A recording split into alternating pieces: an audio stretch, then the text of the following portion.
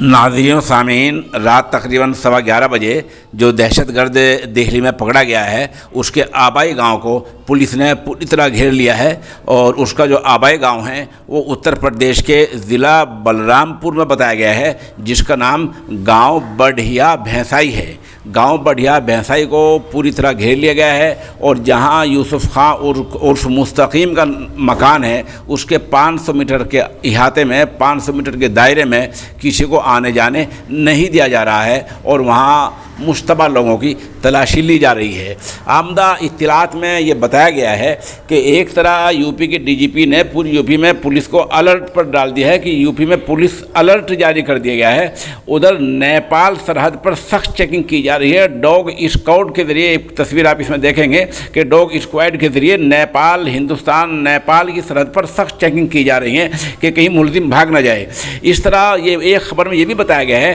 کہ اس کے 2 ساتھی فرار ہیں جن کی پولیس تلاش کر رہی ہے، اور خفیہ ایجنسی اور کہیں مرکزی ایجنسیاں اور یو پی کی ایس ٹی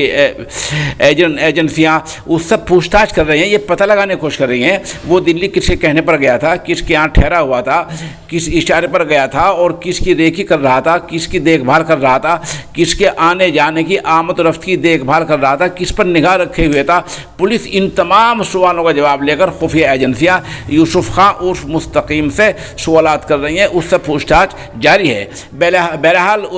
رات میں جو گرفتاری دہلی میں ہوئی ہے اس میں اپڈیٹ یہ ہوا ہے کہ یو پی میں پولیس کو الرٹ جاری کر دیا گیا ہے، ہند نیپال کی سرحد پر سخت چیکنگ ہو رہی ہے، اور اتر پردیش کے ضلع بلرام پور کے گاؤں بڑھیا بھینسائی کو پوری طرح گھیر لیا گیا ہے، سیل کر دیا گیا ہے۔ چند تصاویر آپ اس میں دیکھیے، ہم آپ کو چند تصاویر دکھا رہے ہیں، اور اس میں ہم پوری طرح اپڈیٹ ہیں۔ جیسے کوئی خبر آپ ہم کو ملے گی وہ ہم انشاءاللہ ناظرین تک پہنچائیں گے۔ یہ